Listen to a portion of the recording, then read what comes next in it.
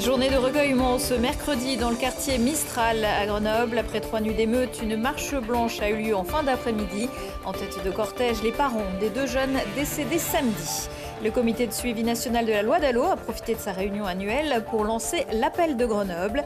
En Isère, les critères des commissions de médiation en découragent plus d'un pour demander un logement. Et puis si vous avez entre 50 et 72 ans, profitez de Mars Bleu pour vous faire dépister pour le cancer colorectal. S'il est pris à temps, une simple intervention chirurgicale peut en venir à bout.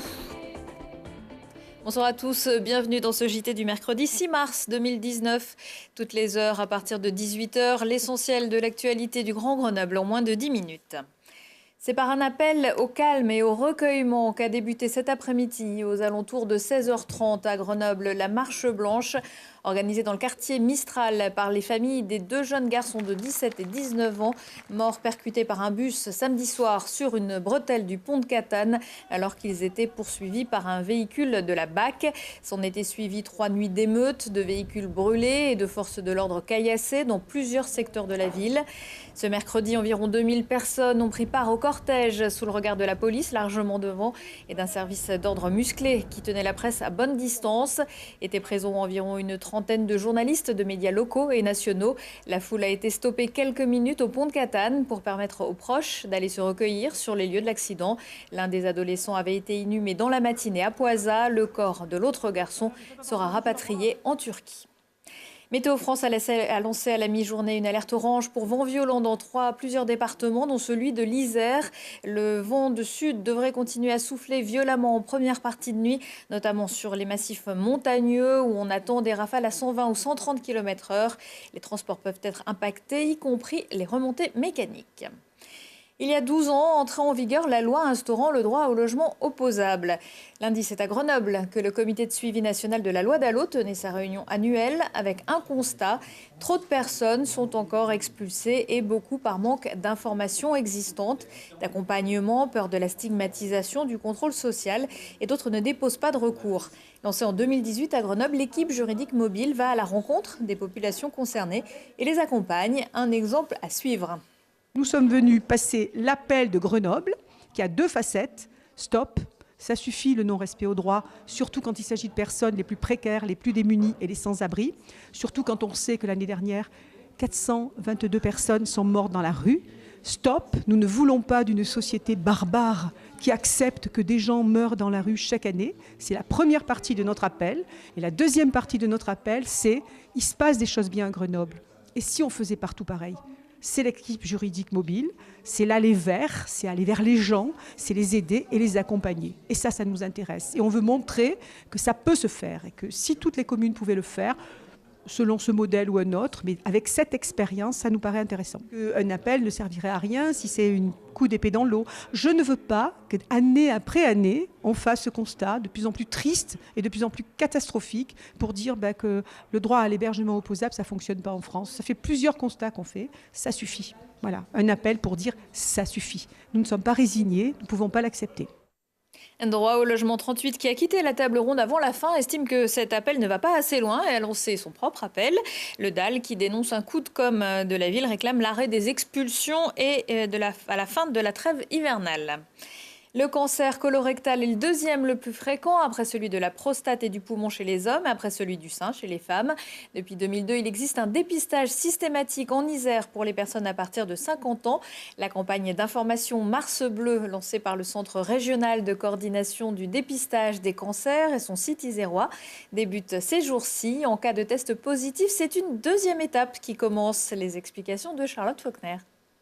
La coloscopie reste aujourd'hui le moyen le plus fiable de détecter des anomalies du côlon. Avant l'examen, un rendez-vous est pris entre le patient et le gastro-entérologue. Le but, expliquer l'intervention tout en rassurant le patient.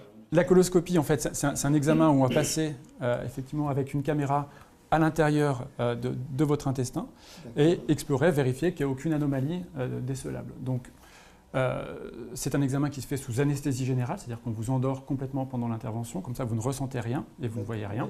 Très bien. Le plus difficile pour vous, en réalité, ça ne va pas être tellement l'examen, puisque vous ne verrez rien, vous ne ressentirez rien. C'est surtout la veille de l'intervention. Il va falloir nettoyer votre intestin. Pour cela, un régime alimentaire spécifique est prescrit, pas de fruits ou encore de légumes. La veille de l'intervention, le patient doit prendre un produit pour nettoyer le côlon afin de pouvoir détecter les potentiels polypes. Donc les polypes, ça correspond un petit peu à ce genre de choses. Donc vous voyez, vous avez des petits polypes qui ressemblent à des petites excroissances. Parfois, c'est des polypes qui ont un petit pied, donc qu'on peut aller sectionner. Et parfois, donc on peut tomber sur des polypes qui sont nettement plus gros, nettement plus larges, qui occupent une bonne partie de l'intestin. 3 semaines plus tard, direction le bloc. Après l'anesthésie, l'examen s'effectue grâce à un coloscope qui permet de voir et de pouvoir retirer les polypes. Et donc on voit bien, juste au bout, on a un petit canal opérateur dans lequel on peut passer les instruments. Et on a un petit canal où on permet d'insuffler de l'air ou de laver.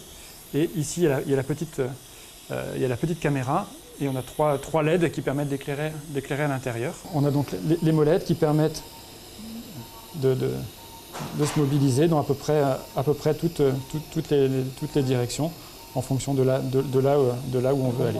Après l'intervention, le médecin fait ensuite un point avec le patient. Bah écoutez, ça s'est très bien passé. Le docteur m'a dit donc qu'il m'avait enlevé 2 polypes qui étaient a priori bénins, hein. Mais autrement, l'examen, j'ai rien senti, j'ai rien vu, j'ai rien entendu. Donc non, vraiment, c'est totalement anodin. Un examen qui permet donc à ce Grenoblois d'être tranquille pour les 5 années à venir. Et pour plus d'informations, le Centre régional de coordination du dépistage des cancers sera notamment présent jeudi dans le hall Vercors du CHU Grenoble-Alpes de 9h30 à 16h. 45 minutes pour sauver une vie, ça n'a pas de prix. L'EFS lance un appel urgent aux dons de sang traditionnellement en hiver. Entre les vacances au sport d'hiver et l'épidémie de grippe, les donneurs sont moins nombreux et les stocks sont en berne.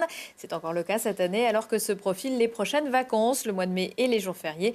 L'établissement français du sang à la Tronche vous attend sans rendez-vous les lundis, mercredis, vendredis et samedi matin, ainsi que les mardis et jeudis après-midi. Pour connaître la collecte la plus proche de chez vous, direction le site dondusang.efs.santé.fr. Plus qu'une marche à gravir avant la demi-finale, c'est ce que l'on souhaite aux Brûleurs de Loup qui jouent ce mercredi soir à Nice leur 4e match de play-off. Grenoble mène par 3 manches à 0 après sa victoire mardi soir dans la patinoire Jean Bouin sur le score de 3-4. Mais les Aigles se sont bien battus. Et puis à 40 ans, le Grenoblois Laurent Meunier, pilier du hockey français, a lui décidé de raccrocher les patins. Il jouait depuis 2 ans à Fribourg en Suisse. Le tatouage, sans douleur, pas de peau mais d'étoiles pour la dernière exposition de la galerie Space Junk rue Génissieux à Grenoble, consacrée à 3 artistes tatoueurs, Yann Black, Léa Néon et surtout Jean-Luc Navette, fasciné par le bluesman Robert Johnson, dont la légende dit qu'il aurait signé un pacte avec le diable. Il y a 3 styles de personnages qui sont un peu des chantres du tatouage, qui aujourd'hui deviennent des artistes à part entière. Il ne faut pas oublier que le tatouage, c'est un phénomène sociétal aujourd'hui, sociologique. Il y a toute une grande partie de la population mondiale qui est tatouée, surtout chez les moins de 35 ans, mais bon, ça commence à faire un paquet de personnes.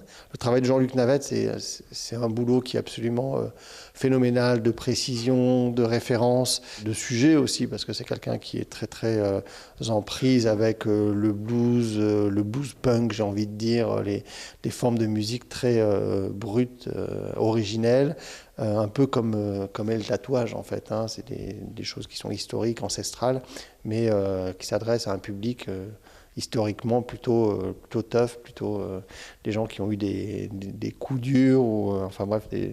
Donc ça va bien avec le blues. Là, il y a un continuum, un fil conducteur assez noir, c'est que du noir et blanc, et ça vaut le coup de passer quelques heures sur chacune de ces œuvres.